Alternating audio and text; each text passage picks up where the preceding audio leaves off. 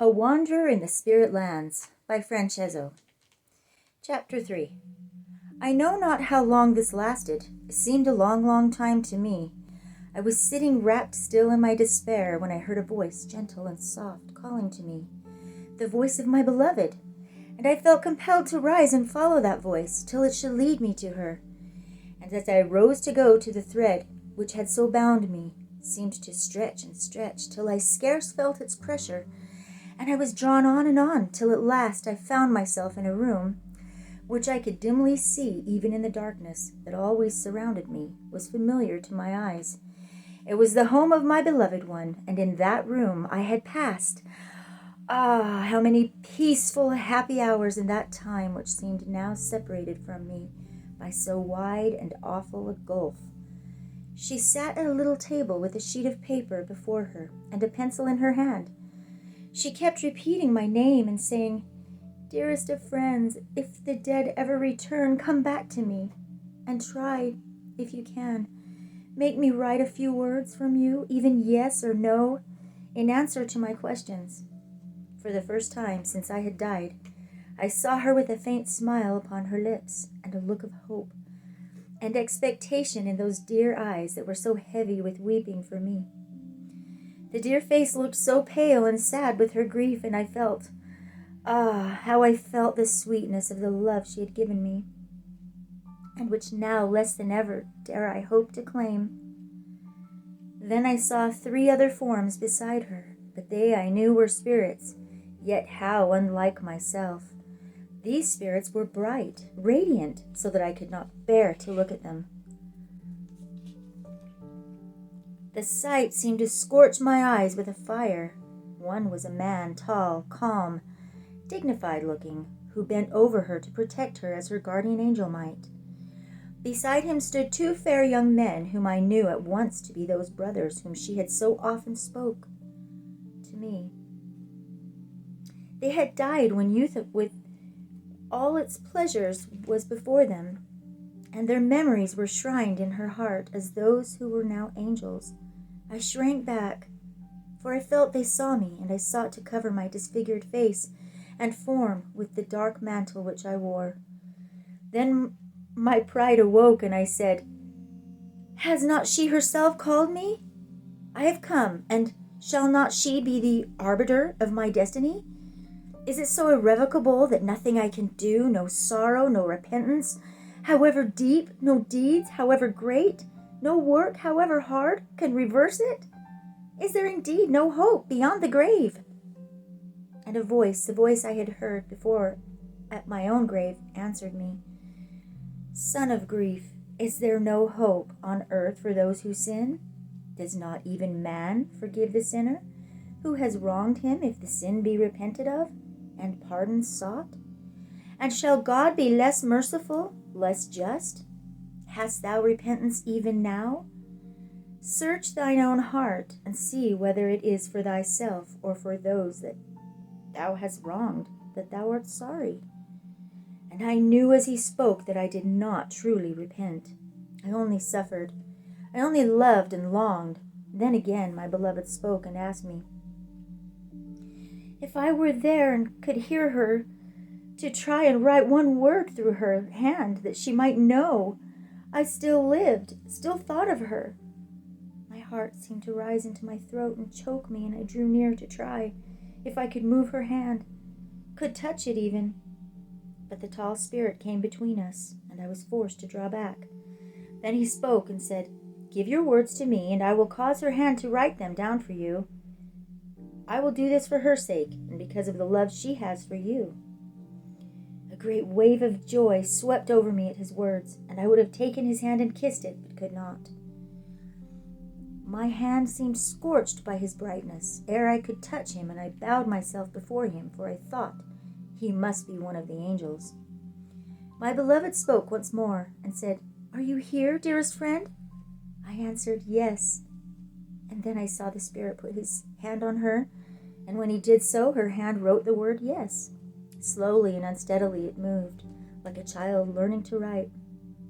How she smiled, and again she asked me a question, and as before her own hand traced out my answer. She asked me if there was anything she could do for me, and any wish of mine that she could help me to carry out. I said, no, not now. I would go away now and torment her no more with my presence.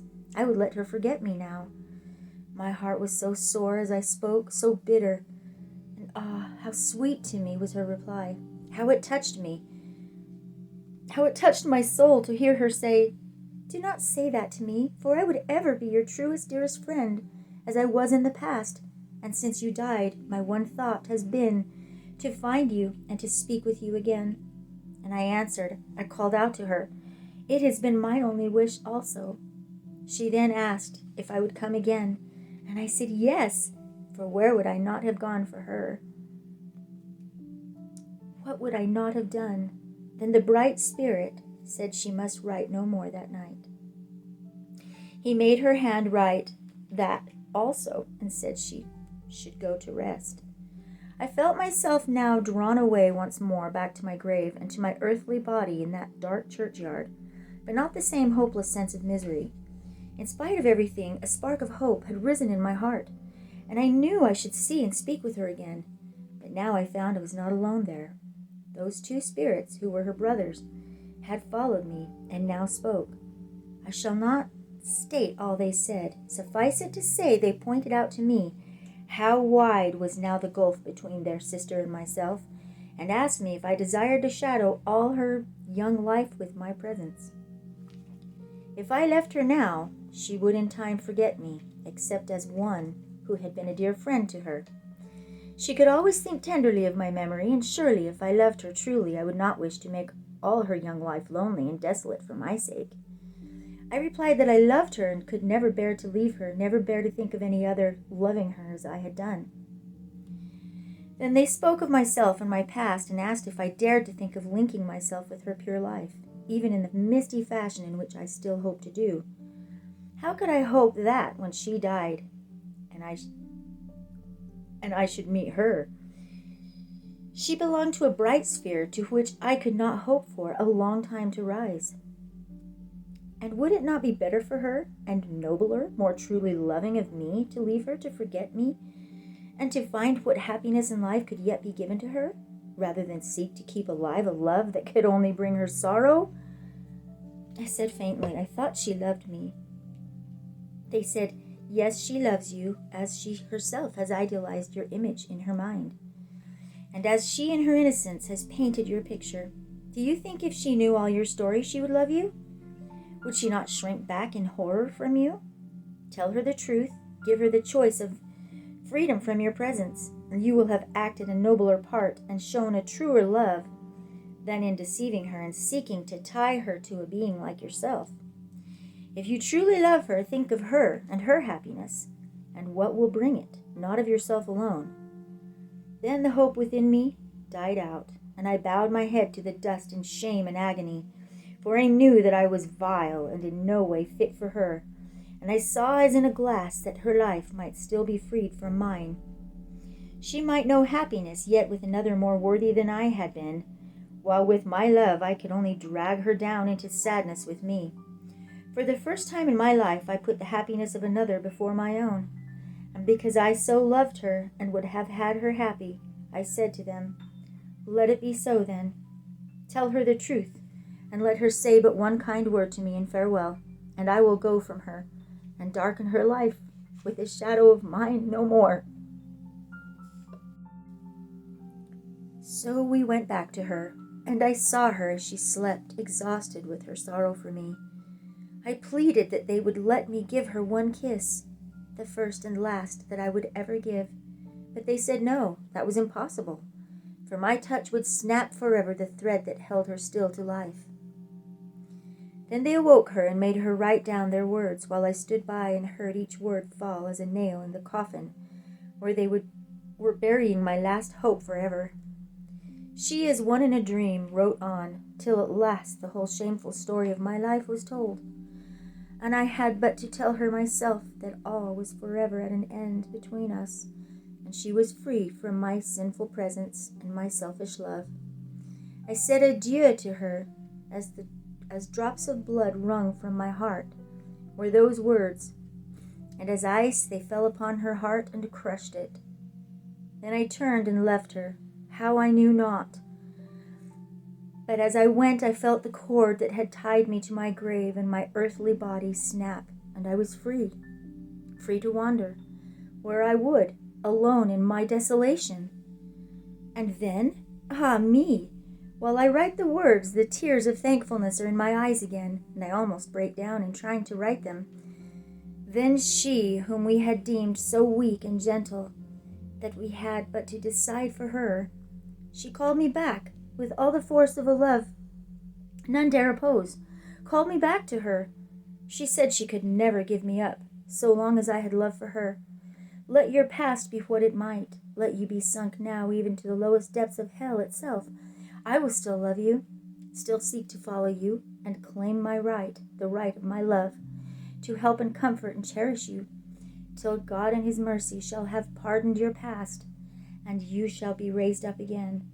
And then it was that I broke down and wept, as only a strong, proud man can weep, whose heart has been wrung and bruised and hardened, and then touched by the soft, tender hand of a loving touch, till the tears must come to his relief. I went back to my love and knelt down beside her, and thought they would not let me touch her. That calm, beautiful spirit who was her guardian whispered to her that her prayer was answered, and that she should indeed lead me back to the light. And so I left my darling, and as I passed away, I saw a white angel's form hover over her to give her strength and comfort, who was herself my angel of light. I left her thus with those spirits, and went forth to wander till her voice should call me to her side again. After the short troubled sleep into which those bright spirits had put her, my darling awoke the next day and went to visit a kind good man, whom she had discovered in her efforts to find some way by which she might reach me even beyond the grave. If it might be that what she had been told about those people who were called spiritualists was really true, she hoped through their aid to speak again with me, and prompted by those who were watching over her, she had searched out this man who was known as a healing medium, and by him she had been told that if she herself tried, she could write messages from the so-called dead. This I did not learn till later. At the time I only felt myself summoned by the voice of her whose power over me was so great, and in obedience to it I found myself standing in what I could dimly distinguish to be a small room. I say dimly because all was dark to me, save only where the light around me, my darling, shone as a star, and showed faintly what was near. It was to this good man of whom I speak that she had gone, and it was her voice speaking to him that had drawn me. She was telling him what had passed the night before, and how much she loved me, and how she would gladly give all her life, if by so doing she could comfort and help me. And that man spoke such kind words to her from my heart, and I thanked and still thank him for them. He gave me so much hope. He pointed out to my dear love that the ties of the earth body are broken at its death, and I was free to love her, and she was free to return that love, that she herself, better than any other, could in truth help to raise me. For her love would give me comfort and hope as nothing else would do, and would cheer my path of repentant effort. And she had now the best of rights to give it. My love for her had been so pure and true a passion, while hers for me was stronger than death itself, since it had overcome the barrier of death. He was so kind, this man. He helped me to speak to her, and to explain many things as I could not have done the night before, when my heart was so sore and full of pride. He helped me to tell what of excuse there had been for me in the past, though I owned that nothing can truly excuse our sins. He let me tell her that in spite of all the wrong of my past, she had been to me as one sacred, loved with a love I had given to none but herself. He soothed and strengthened her with a kindness for which I blessed him even more than for his help to myself.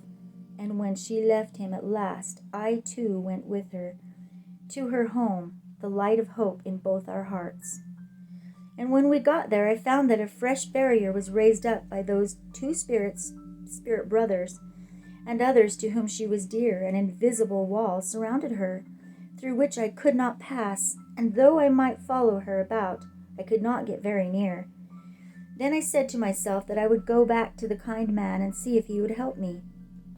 My wish seemed to carry me back, for I soon found myself there again. He was at once conscious of my presence, and strange as it may seem, I found he could understand much, although not all, that I said to him. He gathered the sense of what I wanted to say, and told me many things I shall not set down here, since they concerned only myself. He assured me that if I were only patient, all would be well in time, and though the relations might build their spiritual wall around my love, her will would at all times draw me through it to her, and nothing could shut out her love for me, no walls. The flowers that my love had brought were faded now. She had not been there for 2 days. Since speaking to me, she seemed to forget the body that was laid away in the earth, and this to me was well, and I would have it so. It was well for her to forget the dead body and think only of the living spirit. Even those withered flowers spoke of her love, and I tried to pick up one, a white rose, to carry away with me. I found I could not lift it, could not move it in the least. My hand passed through it as though it was but the reflection of a rose. I moved round to where there was a white marble cross at the head of the grave, and I saw there the names of my beloved one's 2 brothers. Then I knew what she had done in her love for me. She had laid my body to rest beside those she had loved best of all. My heart was so touched that again I wept, and my tears fell like dew upon my heart and melted away its bitterness. I was so lonely that at last I rose and wandered away again amongst other dark wandering shapes, few of whom even turned to look at me. Perhaps, like myself, they scarcely saw. Presently, however, 3 dark forms, which seemed like 2 women and a man, passed near me, and then turned and followed. The man touched my arm and said, "Where are you bound for? Surely you are newly come over to this side, or you would not hurry on so. None hurry here, because we all know we have eternity to wander in." Then he laughed, a laugh so cold and harsh in tone it made me shudder. One of the women took my arm on one side, and one on the other, saying, "Come away with us, and we will show you how you may enjoy life, even though you are dead. If we have not got bodies to enjoy ourselves through, we will borrow them from some mortals for a little. Come with us, and we will show you that all pleasure is not ended yet." In my loneliness, I was glad to have some being to speak to. That although they were all 3 most repulsive looking, the women to my mind even more so than the man, I felt inclined to let them lead me away and see what would happen. And I had even turned to accompany them when afar off in the dim distance, like a picture traced in light on a black sky, I saw the spirit form of my pure sweet love. Her eyes were closed, as I had seen her in my first vision. But as before, her hands were stretched out to me, and her voice fell like a voice from heaven on my ears, saying, "Oh, take care, take care. Go not with them, they're not good, and their road leads only to destruction." And the vision was gone, and as one waking from a dream, I shook those 3 persons from me, and hurried away again in the darkness.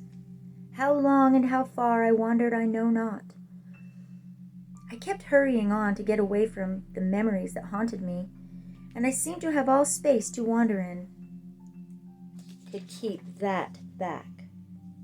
If I could seek now to learn the things of the Spirit and work to advance myself, the gulf between us would disappear. Comforted, I left him and wandered away again, I knew not where. I was now beginning to be dimly conscious that there were other beings like myself flitting about near me in the darkness. Though I could scarce see them, I was so lost and lonely that I thought of going back to my grave again, as it was the spot most familiar to me, and my thoughts seemed to take me back, for soon I was there once more. At last I sat down on the ground to rest, for there seemed to be ground solid enough to rest upon. And while I sat there, I saw glimmering through the darkness a light. As I drew near it, I saw a great haze of light radiating from a room which I could see, but it was so bright it hurt my eyes to look upon it, as would looking at the noonday sun on earth would have done. I could not bear it, and would have turned away, when a voice said, "Stay, weary wanderer. Here are only kind hearts and helping hands for you. And if you would see your love, come in, for she is here, and you may speak with her." Then I felt a hand, for I could see no one, draw my mantle over my head to shut out the brightness of the light, and then lead me into the room and set me in a large chair. I was so weary, and so glad to rest. And in this room there was such peace, it seemed to me that I had found my way to heaven. After a little I looked up and saw two gentle, kindly women who were like angels to my eyes. And I said to myself, I have come near to heaven surely. Again I looked, and by this time my eyes seemed strengthened, for beyond those two fair good women, and at first I could scarce believe it, so great was my joy, I saw my beloved herself smiling sadly but tenderly at where I sat. She smiled, but I knew she did not really see me. One of the ladies did, though, and she was describing me to my darling in a low, quiet voice. My darling seemed so pleased, for it confirmed to her what the man had told her.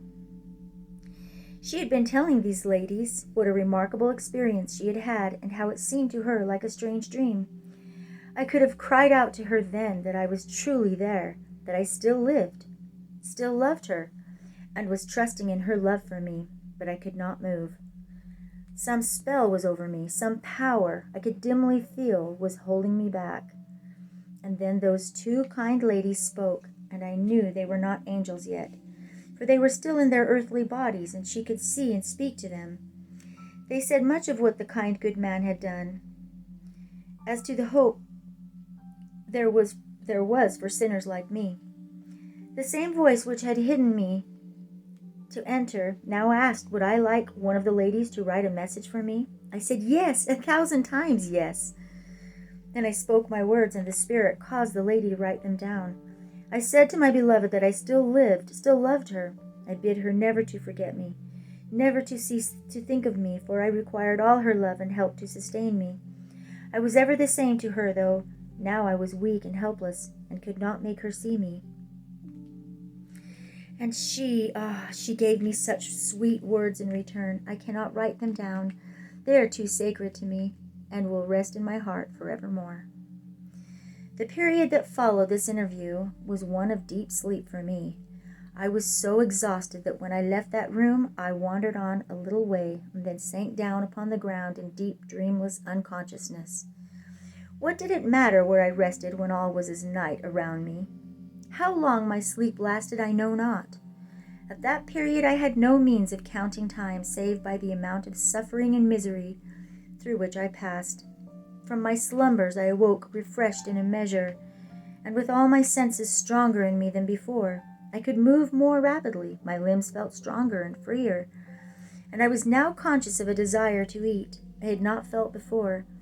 My longing grew so great that I went in search of food, and for a long time could find none anywhere. At last I found what looked like hard, dry bread, a few crusts only, but I was glad to eat them, whereupon I felt more satisfied. Here I may say that spirits do eat the spiritual counterpart of your food, do feel both hunger and thirst, as keen to them as your appetites are to you on earth.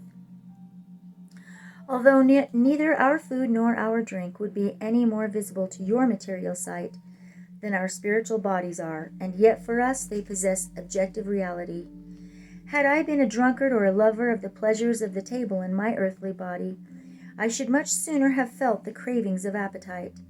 As it was, nature with me had ever been easily satisfied, and though at first I turned from those dry crusts in disgust, a little reflection told me that I had now no way of procuring anything. I was like a beggar, and had better content myself with a beggar's fare. My thoughts had now turned to my beloved again, and the thoughts carried my spirit with them. so that I found myself entering once more the room where I had last seen her, and the two ladies. This time I seemed to pass in at once, and was received by two spirit men, whom I could but very faintly see.